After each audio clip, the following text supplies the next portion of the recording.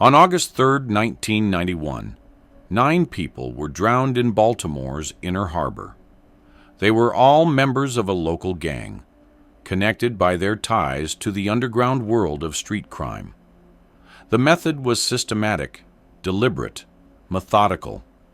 Each victim was weighed down with cinder blocks and positioned in a precise pattern, spelling a chilling message visible only from above. The perpetrators were 3 cousins, Derrick, Marcus, and Isaiah Washington, all former Navy men, hardened by years of military discipline and personal loss. Baltimore Police Department would later call it a cold, calculated execution. But the reason wasn't drug money, wasn't a turf war, wasn't even a revenge killing.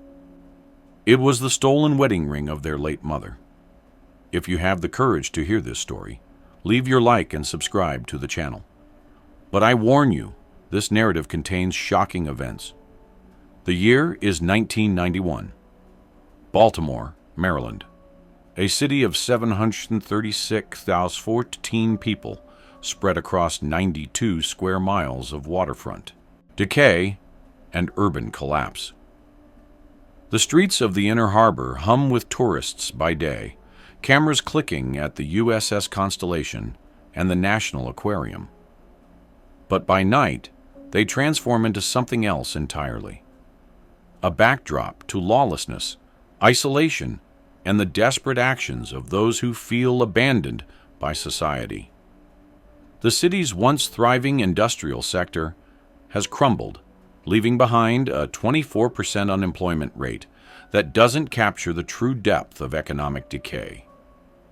The warehouses of the past stand as abandoned husks, silent witnesses to the disintegration of a once promising economy.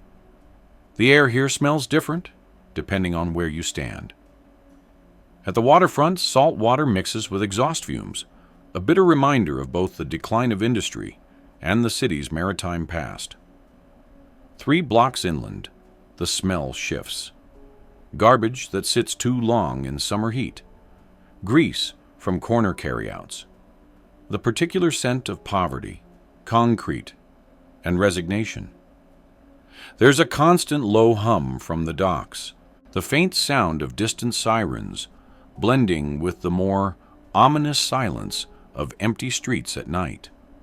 Car alarms echo off abandoned buildings. The clang of shipping containers being loaded onto trucks reverberates through neighborhoods where children try to sleep. Temperature ranges swing wildly. August days climb to 89 degrees, the humidity making it feel like 97. The heat radiates off asphalt well past midnight. Inside the row houses where most people live, oscillating fans push hot air from room to room. No air conditioning, just heat and the sound of electric motors struggling. The Baltimore Police Department, understaffed and overworked, cannot cope with the rising violence in the streets. Only 3 patrol units are assigned to the Inner Harbor during late hours. Response times stretch to 45 minutes, sometimes longer. Crime is rampant, and the authorities, plagued by corruption and overwhelmed by budget cuts, are powerless to act.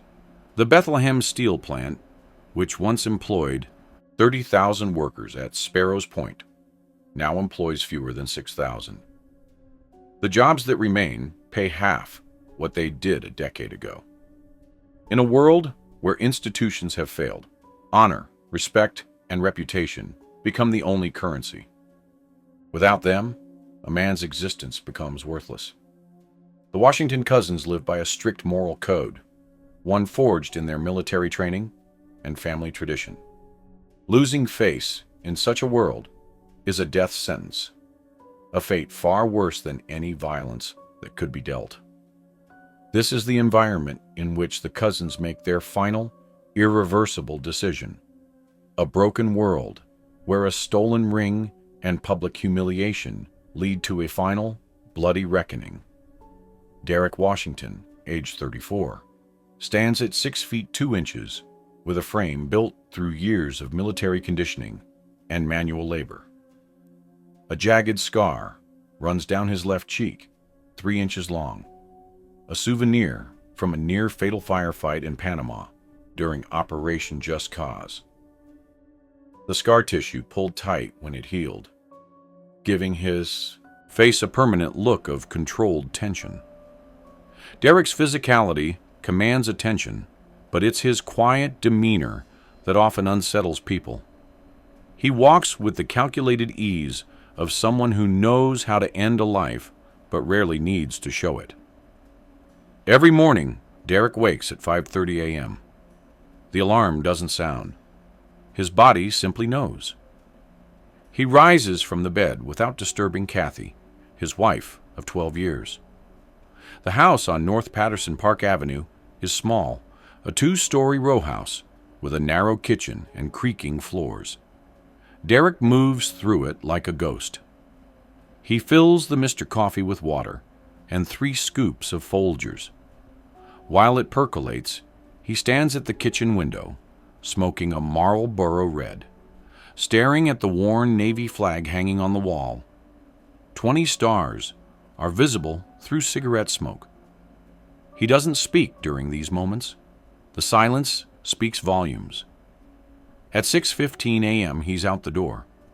The shipping yard where he works as a security contractor is a 40-minute drive in his 1985 Ford F-150. The job pays $11.50 an hour, enough to keep the mortgage current and food on the table. He's been there for 3 years, ever since he returned from his final deployment. Before that, he spent 11 years in the Navy, including 4 as a SEAL. He saw combat in Grenada, Lebanon, and Panama. He returned with skills most men don't possess, and nightmares he never discusses. At the yard, Derrick walks the perimeter, checks locks, signs in truckers at the gate. His co-workers respect him. They don't joke with him the way they joke with each other. "You working late again?" his supervisor, Pete, asks one afternoon. "Overtime. Bills." "Derrick, you can't keep pulling doubles. You look like hell." "I'll handle it." Pete doesn't push. Nobody pushes Derrick. His family structure is simple. Kathy Washington, born Kathy Ann Morrison, married him in 1979, 2 weeks before his first deployment. They met at a church social in East Baltimore. She was a teacher at public school 26 until budget cuts eliminated her position in 1989. Now she works part-time at a grocery store on Eastern Avenue. Their daughter, Tasha, age 10, is bright beyond her years. She reads at an 8th grade level and wants to be a marine biologist. She's never seen the ocean. At dinner, Tasha talks about school. "Dad, can we go to the aquarium this weekend?" "We'll see, baby." "You always say we'll see." "Tasha," Kathy warns quietly. Derrick sets down his fork. "I said we'll see." The conversation ends. Derrick's mother, Clara Washington, died on June 14, 1991. Lung cancer. She was 61 years old. Derrick had promised her he'd keep the family together, that he'd look after his younger cousins, Marcus and Isaiah, that he'd protect the legacy she and his father built. His father, Marcus Washington Sr., died in 1973 in Vietnam. Derrick was 16. He remembers the officers at the door, the flag they handed his mother, the way she folded it and put it in the closet and never spoke about it again. What Derrick valued most wasn't money or revenge or even survival. What Derrick valued was family. His sense of duty to both his country and his bloodline had always driven him. The military taught him discipline, structure, purpose. His mother taught him loyalty. The combination created a man who would endure almost anything, but who would shatter completely if his family's honor was publicly destroyed. Currently, Derrick is barely holding together. The loss of his mother sits in his chest like a stone. He doesn't cry. He doesn't talk about it. He wakes at 5:30 a.m., smokes his cigarette, drinks his coffee, and goes to work. At night, he sits in the living room with the television on, not watching, just staring. Kathy tries to reach him. "Derrick, talk to me." "Nothing to say. You're not yourself." "I'm fine." She stops asking. The wedding ring is simple, a gold band, slightly worn, with a small diamond that catches light if you hold it right. Monetarily, it's worth maybe $300 at best. To Derrick and his cousins, its value is incalculable. The ring was given to Clara Washington by Marcus Washington Sr. in 1956, just before he left for his first tour. It survived Vietnam, survived Clara raising 3 boys alone, survived decades of wear and work and life. When Clara died, the ring passed to Derrick. He kept it in a small wooden box on his dresser. He looked at it every morning after his coffee, before leaving for work. It was the last tangible piece of his mother, the last connection to his father, the last symbol of the family that had shaped him. To the gang members who would steal it, the ring is just another item to be pawned for drug money.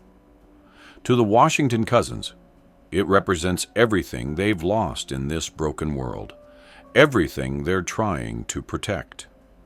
Its loss will become the thread that unravels them completely. The gang responsible operates out of East Baltimore, territory that overlaps with where the Washingtons grew up. They know each other by sight, by reputation. There's an unspoken understanding, a fragile coexistence. The gang deals drugs, runs protection rackets, engages in petty theft. The Washingtons, hardened military men with legitimate jobs, exist in a different world. They don't interact. They don't interfere.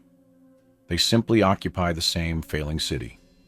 Darnell Carter, called Slim by everyone who knows him, leads the crew. He's 28 years old, 5 feet 10 inches, lean and wiry, with a build that suggests speed over strength. Slim grew up on North Avenue, dropped out of high school at 16, started dealing at 17. By 24, he controlled 3 blocks. He's known for his charm, his ability to talk his way into or out of anything, and his complete lack of empathy when charm fails. He operates with calculated cruelty, a man who sees every interaction as a transaction and every person as leverage. Slim runs his operation from various street corners, moving locations to avoid police. He lives in a second-floor apartment above a carryout on Greenmount Avenue. His girlfriend, Tamara, is 5 months pregnant. She doesn't know what he does, or she pretends not to know. "Baby, where you going?" she asks one evening. "Business." "It's almost midnight." "I'll be back." "Slim, please, just stay home tonight." He kisses her forehead. "I'll be back." He's gone before she can respond. Slim's crew consists of 8 others. Tyrone Jackson, age 19, a high school dropout who grew up in foster care and fell into the crew because he had nowhere else to go. Marcus Little, age 27, a recent father trying to make money to support his newborn son. Jamal Peterson, age 24, who idolized Slim growing up, but is beginning to question the choices he's made. Each has their own story, their own motivations, their own ties to families who depend on them. They're products of the same broken system that shaped the Washingtons, making different survival calculations in the same impossible environment. It's August 2nd, 1991, Friday. The weather is humid, oppressive. Temperature at 3:00 p.m. is 86 degrees. Derrick is working his regular shift at the shipping yard when he gets a call from Kathy. His mother's belongings, which had been in storage, are being released. The storage unit payment is overdue. He needs to collect everything today, or it will be auctioned off. Derrick leaves work early, drives to the storage facility on Boston Street. The unit is small, 10 by 10, filled with boxes of his mother's life, clothes, books, photo albums, kitchen items. He sorts through methodically, deciding what to keep, what to donate. At the bottom of one box, he finds the wooden case containing the ring. He opens it. The gold catches the fluorescent light of the storage hallway. He stares at it for a long moment, then closes the case and puts it in his jacket pocket. By 5 p.m., he's loaded his truck with the items he's keeping. He needs to make a second trip. Rather than drive home and back, he decides to park near the Inner Harbor and walk to a street vendor area where merchants sell goods from folding tables. He's looking for someone who might want his mother's old kitchen items, pots and pans that are still good but that he has no use for. The vendor area is busy. Friday evening, people getting off work, browsing, haggling. The smell of grilled sausages and onions fills the air. Derrick finds a merchant willing to look at the kitchen items. An older black woman named Dorothy, who sells household goods from 2 folding tables. "These are good quality," Dorothy says, examining a cast iron skillet. "I can give you $40 for the lot." "50, Derrick counters. "45. Deal!" While Dorothy counts out the money, Derrick sets his jacket on the edge of her table. The wooden case is in the inside pocket. He's watching the transaction, making sure she counts correctly, when someone bumps into the table from behind. The jacket slides off, falls to the ground. Derrick bends to pick it up. The case is gone. He checks the pocket, empty, looks around, sees Tyrone Jackson 15 feet away, walking quickly, the wooden case in his hand, showing it to Jamal Peterson, both of them laughing. Derrick's heart stops, not from fear, from recognition of what's about to happen. He walks toward them. 23 people are within earshot now. The vendor area is crowded. Dorothy is calling after him about his jacket, but he doesn't hear her. "That's mine," Derrick says quietly. Tyrone turns. "What?" "The case. It's mine. You took it from my jacket." Tyrone opens it, pulls out the ring, holds it up to the light. "This? I found this on the ground. You took it from my jacket. I want it back." Slim appears then, walking over from a nearby corner. He recognizes Derrick. "We got a problem here?" "No problem. He took something from me. I want it back." Slim looks at the ring, looks at Derrick, smiles. "You got proof it's yours?" "I don't need proof. You know what happened." "I don't know." "Shit." Tyrone says he found it. You say it's yours. Where's your proof?" "That belonged to my mother," Derrick says. His voice is still quiet, still controlled. "She died 6 weeks ago. That ring is all I have left." Slim holds up the ring, examining it in the fading light. The diamond is small, unimpressive. "That's real sad, man. Real sad." He looks at his crew. More have gathered now. Marcus Little, Ray Davis, Dante Williams, K.J. Johnson, all watching. "Ain't that sad?" Some of them laugh. Tyrone laughs loud. Marcus Little shifts uncomfortably. Jamal doesn't laugh. "Give it back," Derrick says. "Or what?" Derrick doesn't answer. He's calculating. 7 of them now, 1 of him.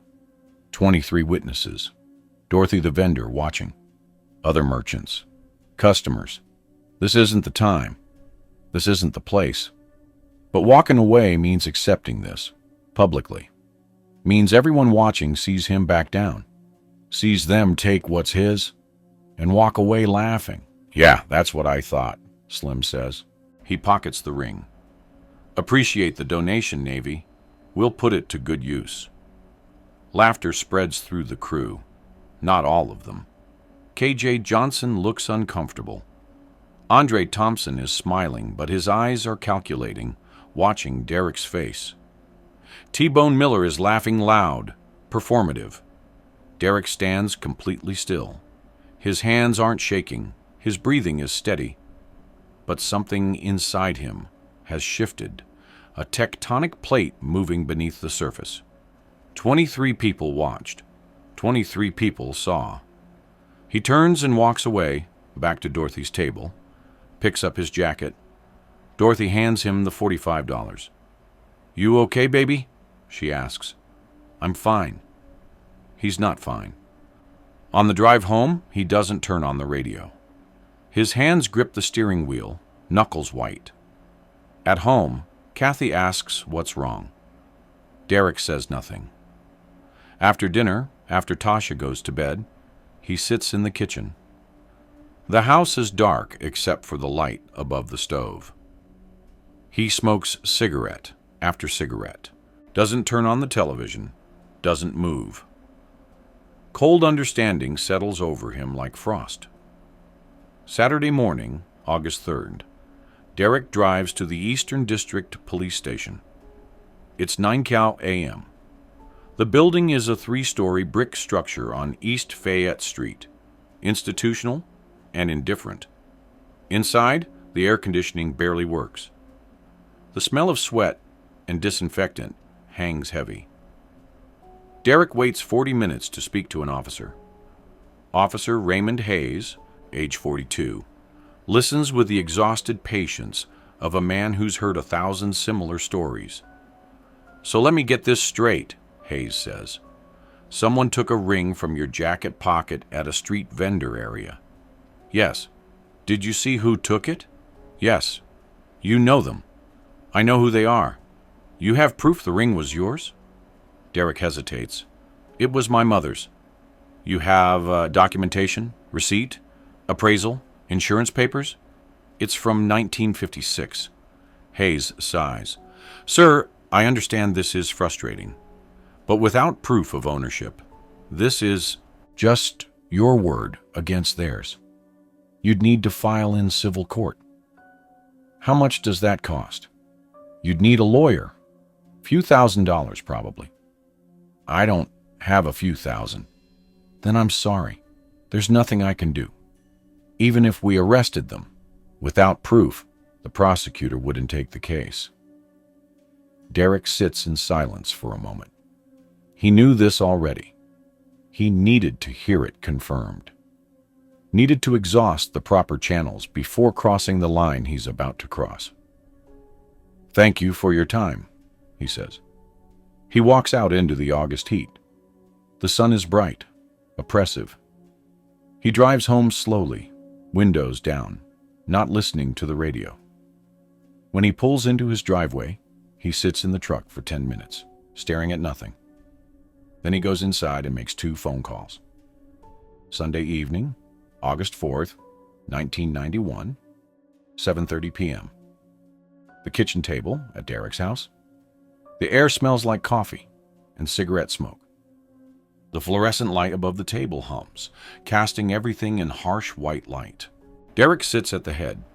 His cousins, Marcus and Isaiah Washington, sit on either side. Marcus is 31, a former Navy corpsman who now works at a construction site. Isaiah is 29, former Navy electrician, currently between jobs. All 3 served. All 3 understand discipline, planning, and consequences. Kathy is upstairs with Tasha. She knows something is happening. She's not part of this conversation. Derrick speaks quietly. They took it. Marcus leans forward. What? The ring. Slim Carter's crew.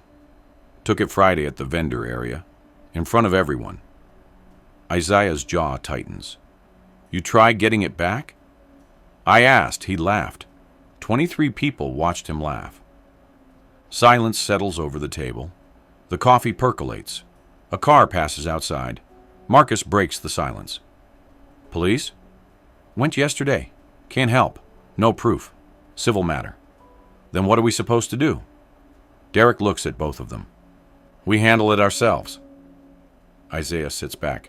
Derrick, you can't what? Let him walk around like I'm nothing? Like we're nothing? Like Mama's memory is worth a joke? There's got to be another way. There isn't. Marcus speaks carefully. If we do this, we do it right.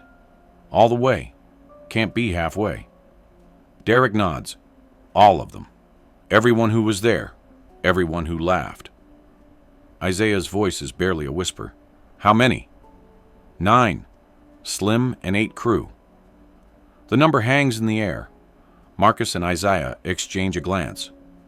They understand what's being asked. They understand what it means. They also understand the code they were raised with, the code their mother instilled, the code that says a man who loses face loses everything. How? Marcus asks. Derrick's voice is cold, methodical. We take them to the harbor, one by one. We drown them. We weight them down. We position them so everyone knows why. Jesus, Derrick. You in or out? Marcus and Isaiah look at each other. A long moment passes. Then Marcus nods. I'm in. Isaiah hesitates, then nods. Yeah, I'm in. What Derrick didn't know, sitting at that kitchen table with his cousins, was that his decision would set in motion a chain of events that would leave 9 dead and his family destroyed. That the ring he would take 9 lives to avenge would end up in a police evidence locker, forgotten and unclaimed. That Tasha would grow up visiting her father in prison, trying to understand why he threw everything away for a piece of metal and a principle that the world no longer recognized. But on that Sunday evening, in that fluorescent-lit kitchen, Derrick only knew one thing. He would not let this stand. The preparation begins immediately. Monday morning, Derrick calls in sick to work. Marcus and Isaiah do the same. They meet at Marcus's apartment, a 1-bedroom above a laundromat on Greenmount Avenue. The space smells like detergent and cigarettes. Maps of East Baltimore spread across the kitchen table. A notebook filled with addresses, times, patterns. For 3 days, they watch. Derrick takes Slim. Marcus takes Tyrone, Jamal, and Marcus Little. Isaiah takes Ray Davis, Dante Williams, K.J. Johnson, T-Bone Miller, and Andre Thompson. They learn schedules, routines, vulnerabilities, where each target lives, where they go. When they're alone, they don't discuss morality. They don't debate consequences. They plan with military precision because that's what they know. Thursday afternoon, Derrick drives to a marine supply store in Dundalk. He buys 200 feet of marine-grade rope, 9 sets of heavy-duty zip ties, and a dozen bungee cords. The clerk is an older man with a weathered face. Doing some serious fishing? He asks. Crab pots, Derrick says. Building new ones. The clerk nods, satisfied. At a construction supply yard, Marcus purchases 18 cinder blocks, pays cash, loads them into Derrick's truck himself. No questions asked. Thursday evening, the 3 cousins meet at Derrick's boat. It's docked at a private marina in Canton, a 22-foot fishing vessel named Clara's Prayer, after their mother. The boat has a small cabin, an open deck, and a Mercury outboard engine. They load the supplies, test the engine, check fuel. Everything is methodical, careful, professional. That night, Derrick sits at the dinner table with Kathy and Tasha. Tasha talks about a book she's reading. Kathy watches Derrick, sensing something. You okay? She asks after Tasha goes upstairs. Fine. You don't seem fine. I said I'm fine, Kathy. She doesn't push. After Kathy goes to bed, the phone rings. It's Aunt May, Derrick's mother's sister. She's 68, lives in West Baltimore, raised Derrick after his father died, until he was old enough to enlist. Derrick, baby, how you holding up? I'm good, Aunt May.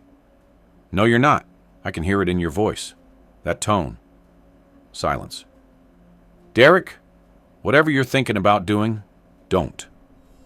I'm not thinking anything. Yes, you are. I know that tone. Your daddy had that tone before he shipped out the last time. That settled tone. Like a decision's been made. Aunt May, listen to me.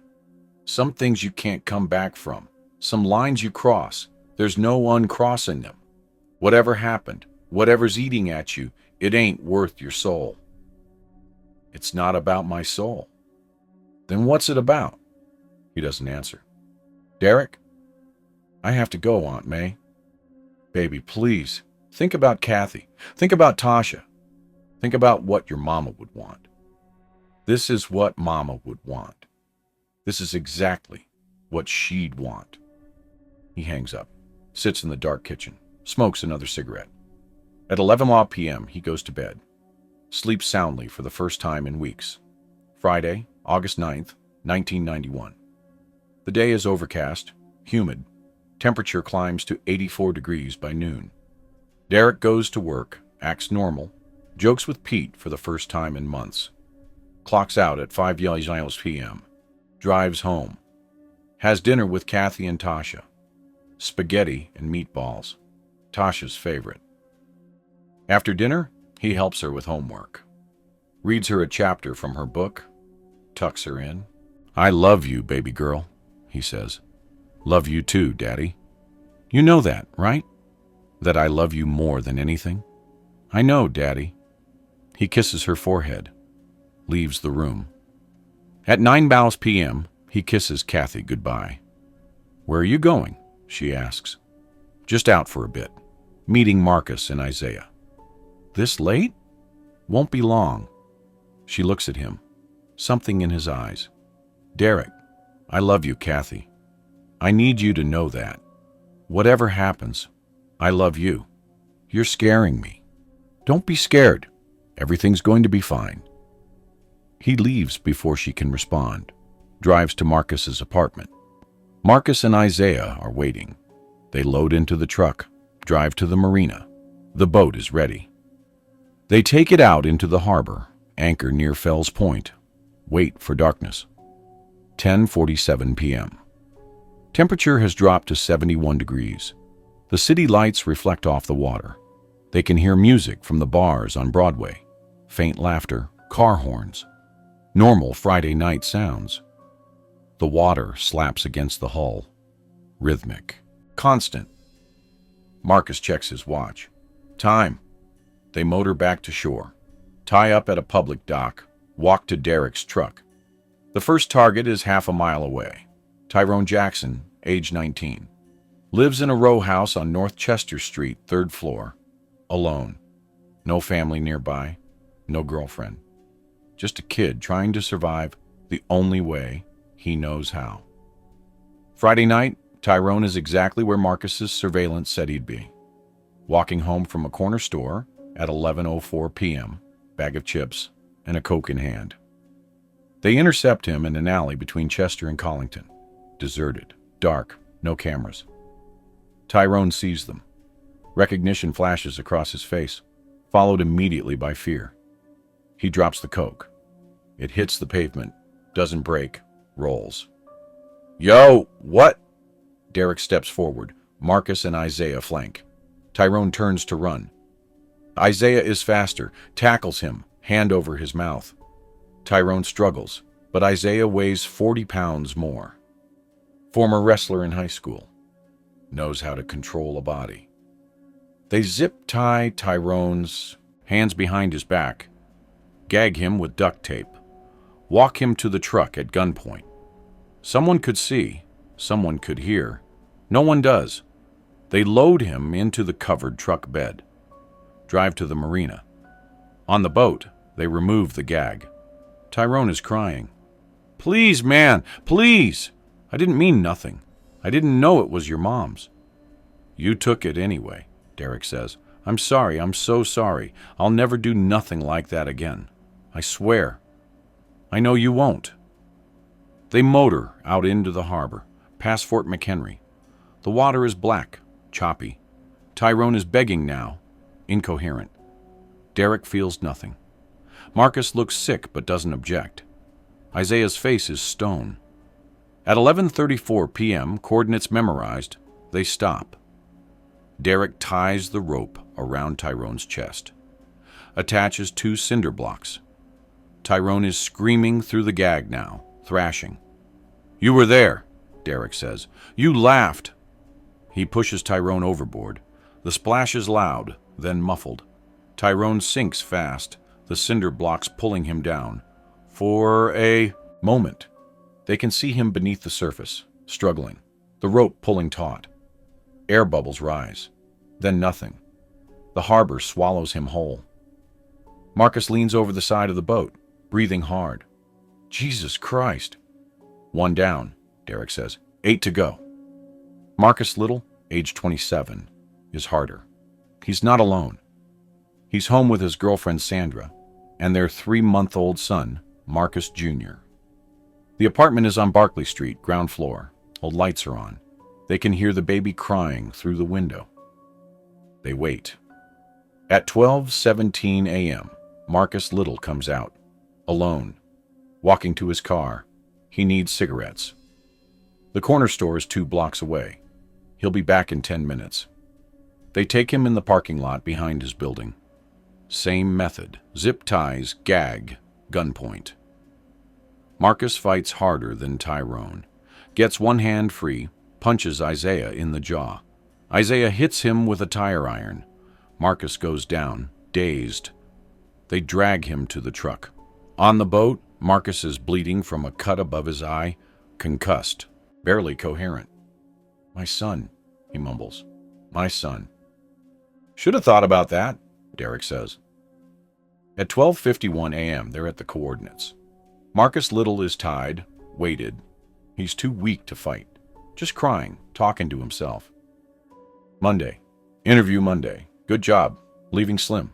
Leaving all this. Derrick pushes him over. The splash, the bubbles, the silence. While they disposed of Marcus Little, Sandra was inside their apartment, wondering where he went. The baby was finally asleep. She'd just put him down. She walked to the window, looked outside, didn't see Marcus's car, figured he went for cigarettes. She sat on the couch, exhausted, grateful for 10 minutes of silence. She didn't know she'd never see him again.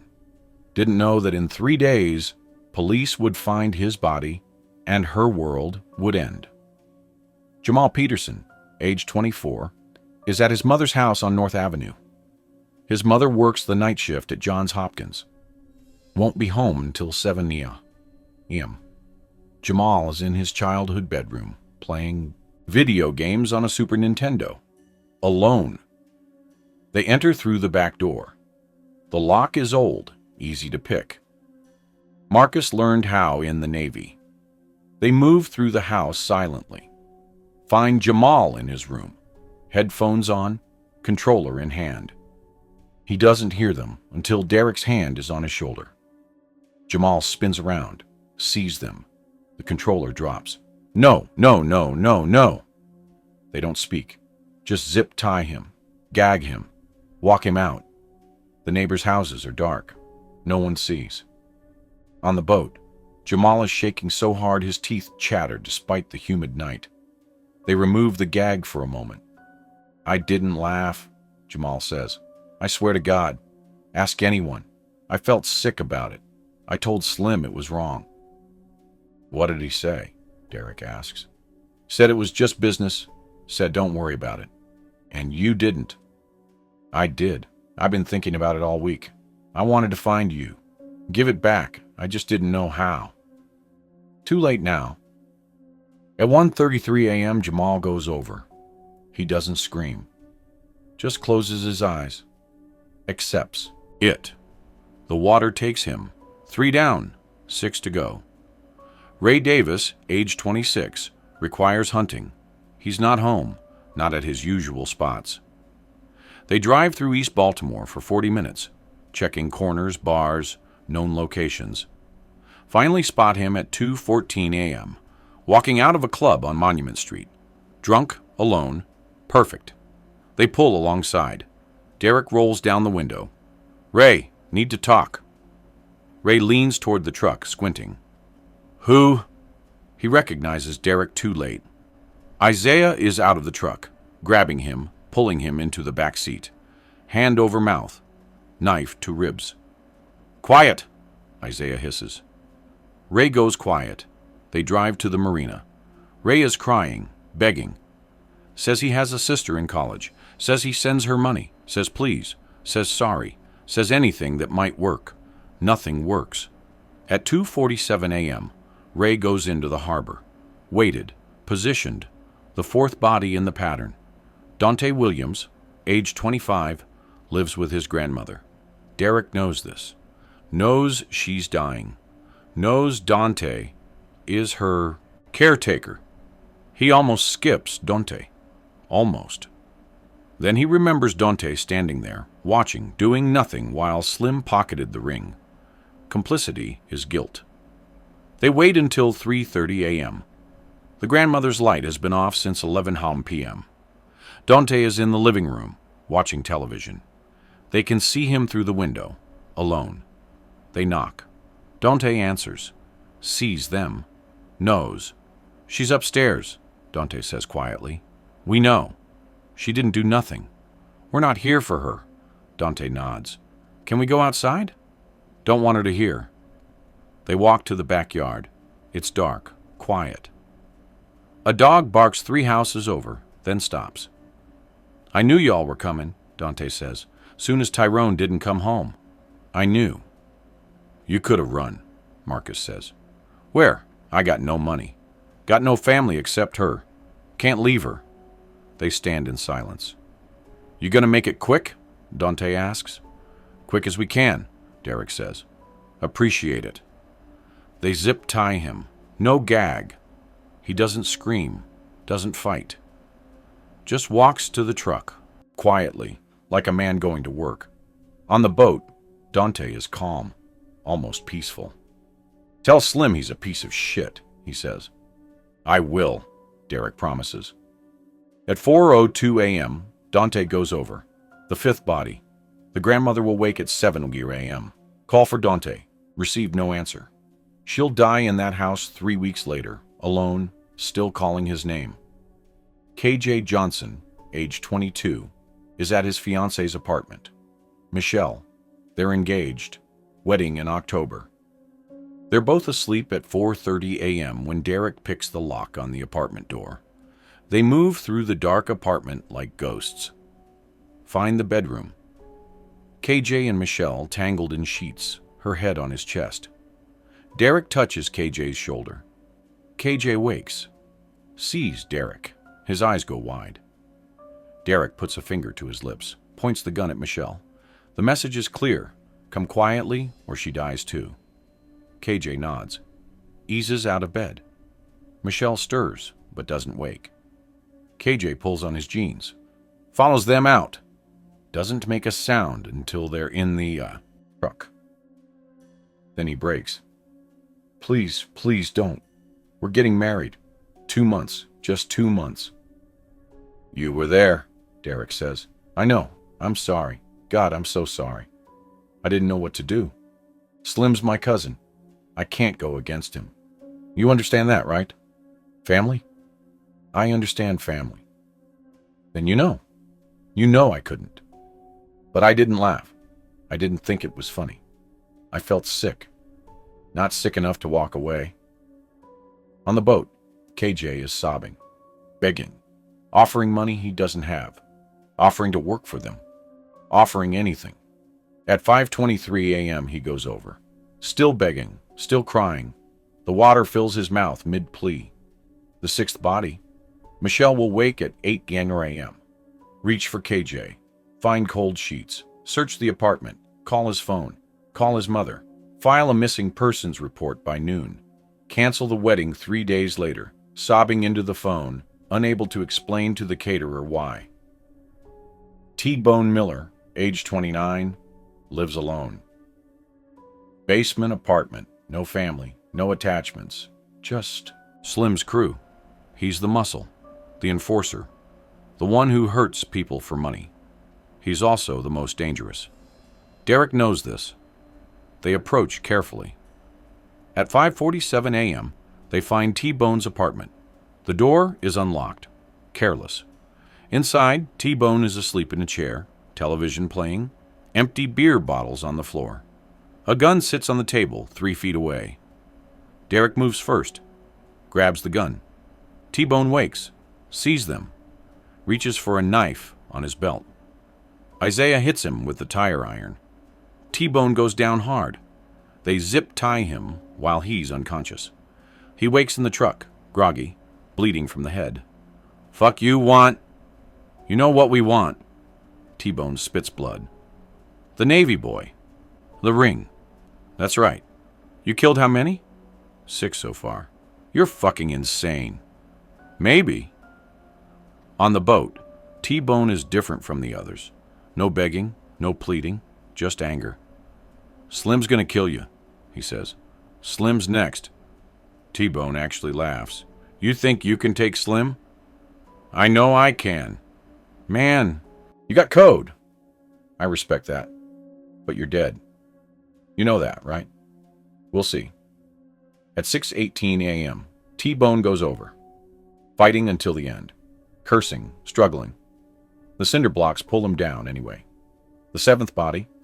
The sun is rising now, pink and orange, spreading across the water. They have 2 targets left. Andre Thompson, age 23, is Slim's lieutenant, his right hand. He'll be with Slim now. They've been calling each other all night, realizing the crew is vanishing. Derrick makes a decision. They'll take Andre first, use him to get to Slim. At 6:45 a.m., they spot Andre's car parked outside a warehouse on North Gay Street, Slim's main operation base.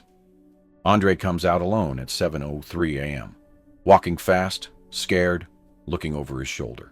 They pull up alongside. Andre sees them, runs.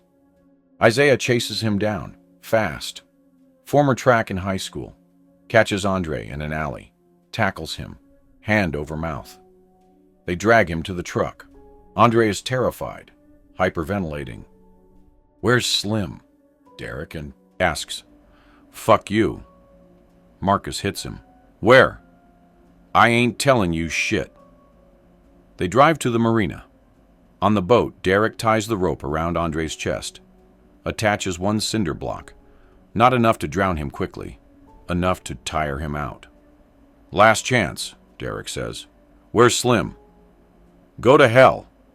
Derrick pushes him overboard. Andre hits the water, goes under, fights back to the surface. The single cinder block pulls at him, but he can still swim. Barely. He gasps, chokes, treads water. "Where is he?" Derrick shouts. "Warehouse," Andre screams. "North Gay, 3rd floor. He's waiting for you." Derrick nods, attaches the 2nd cinder block to the rope, throws it overboard. Andre's eyes go wide. "No! I told you! I told you!" "I know." The 2nd block pulls Andre under. He surfaces once more, gasping. Then the weight is too much. He goes down. The 8th body. At 7:34 a.m., they motor back to shore. 1 target left. The sun is fully up. The harbor is waking. Joggers on the waterfront. Early. Shift workers at the docks. They move fast, tie up the boat, get in the truck, drive to North Gay Street. The warehouse is 4 stories, abandoned, windows broken. Derrick, Marcus, and Isaiah enter through a side door, climb the stairs. The building smells like mildew and rot, water damage, pigeon shit. On the 3rd floor, they find Slim. He's sitting on a crate, smoking a cigarette. He has a gun, a Glock 9mm. He's holding it loosely, not aiming, just holding. When they enter, he doesn't move. "Figured you'd come," Slim says. Derrick stands 15 feet away. You know why I'm here? Yeah, the ring. You took something from me. Slim laughs. Man, I took a lot of things from a lot of people. You really killed 8 of my boys over a ring? Yes. That's insane. That's honor. Slim takes a long drag on his cigarette. Honor. Man, honor don't mean shit out here. You know that. Only thing that matters is staying alive. Not to me. Yeah, I can see that. Slim stands slowly. So, what now? You gonna shoot me? No. Slim's eyes narrow. No? You're going in the water, like the others. The fuck you mean, the water? I drowned them, all 8. Weighted them down. Put them in the harbor. You're going too. Slim's face goes pale. You drowned them? Yes. Jesus Christ. Slim's hand tightens on the Glock. You ain't putting me in no water. Yes, I am. Slim raises the gun. His hand is shaking. I'll shoot you. I swear to God. You won't. Why not? Because you're scared. You've been scared since you realized I was coming. That's why you're here alone. That's why you sent your crew home. You knew. Slim's hand is shaking harder. I ain't scared of you. Yes, you are. They stare at each other, the gun halfway raised. Derrick motionless, Marcus and Isaiah flanking, their own weapons ready. The ring, Derrick says. Give it to me. Slim reaches into his pocket slowly, pulls out the small wooden box, opens it. The ring catches the morning light, streaming through broken windows. This is what you killed 8 people for? Yes. Slim looks at the ring, looks at Derrick. You know what? Fuck you. Fuck your ring. Fuck your honor. He throws the box. It hits the floor. The ring spills out, rolls toward a gap in the floorboards. Derrick's eyes flick toward it. Slim raises the Glock. Marcus shoots first. The shot hits Slim's shoulder. Slim spins, falls, the Glock skittering away. Derrick lunges for the ring, catches it just before it falls through the gap, closes his fist around it. Slim is on the ground, bleeding, clutching his shoulder. You shot me. You fucking shot me. Derrick stands, looks at the ring in his palm, looks at Slim. You're still going in the water. No, man, please. I'll give you money. I got money. Thousands. It's yours. I don't want money. Then what do you want? I want you to understand what you took from me. They zip tie Slim. He fights, screams, bites Isaiah. Isaiah punches him, unconscious. They carry him down the stairs, load him in the truck. It's 8:02 a.m. The streets are busier now. Someone might see. No one does. On the boat, they motor out into the harbor one last time. Slim wakes halfway there, groggy, bleeding, terrified. Please, he whispers. Please don't. At 8:34 a.m., they reach the final coordinates. The 9th position, the pattern almost complete. Derrick ties the rope around Slim's chest, attaches the cinder blocks. Slim is crying now, full sobs, begging, promising anything. I'm sorry, I'm so sorry. I didn't know. I didn't understand. Please. I got a girl. She's pregnant. Baby's due in 3 months. Please. For the baby? Derrick thinks of Tasha. Thinks of the baby who'll grow up without a father because of what he's about to do. The thought lasts 5 seconds. You should have thought about that before you took my mother's ring. He pushes Slim overboard. Slim hits the water screaming, goes under, surfaces. The cinder blocks pull, but he fights, thrashes, gulps air, goes under again, surfaces. His eyes find Derrick. Please, I can't swim. I know. The blocks pull. Slim goes under, surfaces one more time. Just his face, just his eyes, desperate, terrified. Then the weight is too much. He sinks.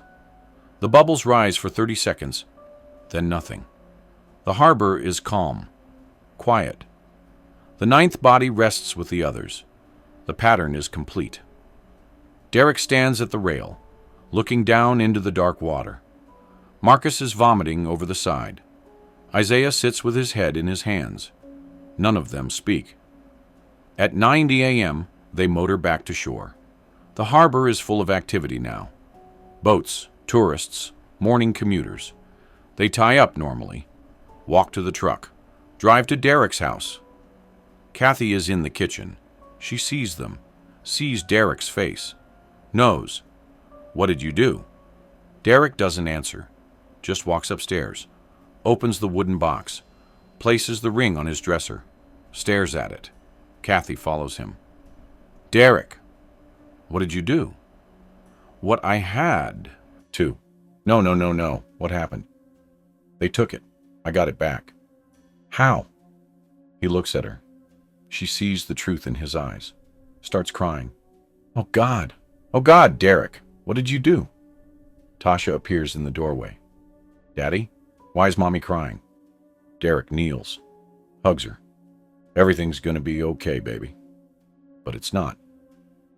At 2:17 p.m. Sunday afternoon, August 11, 1991, a Baltimore police helicopter conducting routine harbor patrols spots something unusual. Bodies in the water. Multiple bodies. The pilot radios it in. Harbor units respond. By 3 p.m., they've located all 9. By 4 p.m., the pattern is clear. Viewed from above, the bodies spell a single word: honor. Each victim drowned. Each weighted with cinder blocks. Each deliberately positioned. The media arrives by 5 p.m. By 6 p.m., it's the lead story on every local news station. The Inner Harbor Massacre. The Baltimore Police Department launches the largest homicide investigation in city history. Detectives work through the night. By Monday morning, they've identified the victims. All gang members, all from Slim Carter's crew. By Monday afternoon, they have a lead. A street vendor named Dorothy remembers an altercation Friday evening. A Navy veteran, a stolen ring. She describes Derrick. At 9 a.m. Monday, August 12th, detectives arrive at Derrick's house. He's sitting on the porch, waiting. He stands when they approach. Derrick Washington? That's me. We need to talk to you about 9 bodies found in the Inner Harbor. I know. You know? I put them there. The detective, Lieutenant Frank Morrison, stares at him. You're confessing? Yes. You killed 9 people? Yes. Me and my cousins. Marcus and Isaiah Washington. They're inside. Morrison calls for backup. Within 30 minutes, all 3 cousins are in custody.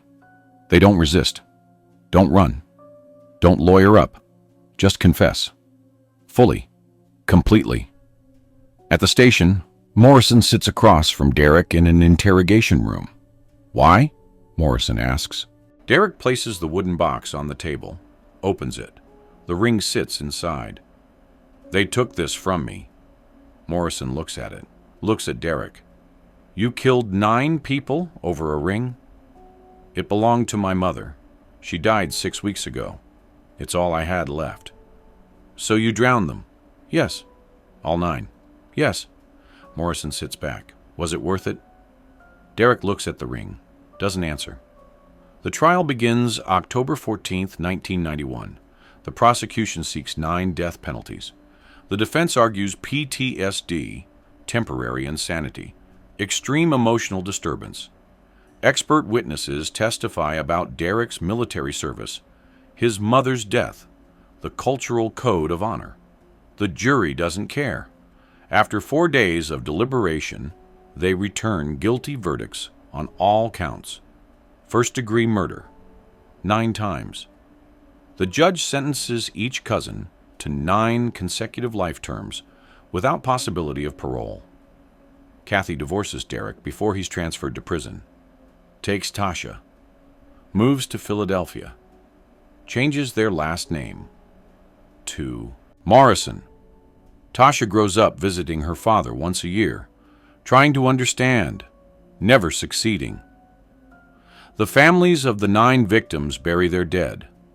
Tyrone Jackson's funeral is attended by his foster mother and 3 people from the group home where he grew up. Marcus Little's funeral is packed. Sandra holds baby Marcus Jr., sobbing, unable to speak.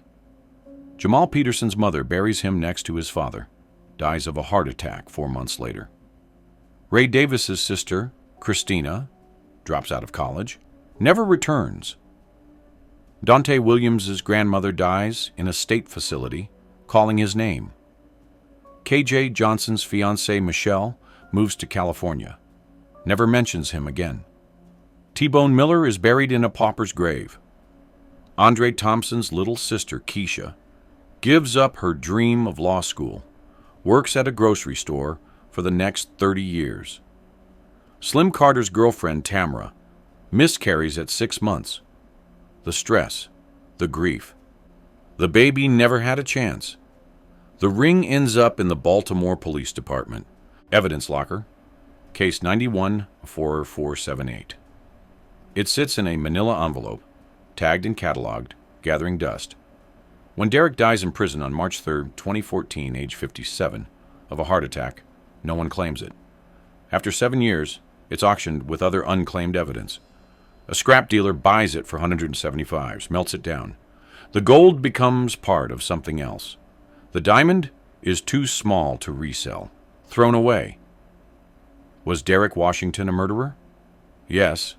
He drowned 9 people with premeditation and calculation. Marcus Little had a 3-month-old son and a job interview that could have changed his life. K.J. Johnson had a wedding planned, a future, a woman who loved him. Jamal Peterson wanted out, felt sick about the theft, tried to find a way to make it right. Was he also a man abandoned by a broken system, defending the only thing he had left in a world that took everything else? Also, yes. The uncomfortable truth is that both things can be true simultaneously. Derrick wasn't insane, wasn't psychotic. He was a man operating under a code that once meant something, in a world where institutions failed and honor was survival. The Baltimore Police Department couldn't help him. The legal system required resources he didn't have.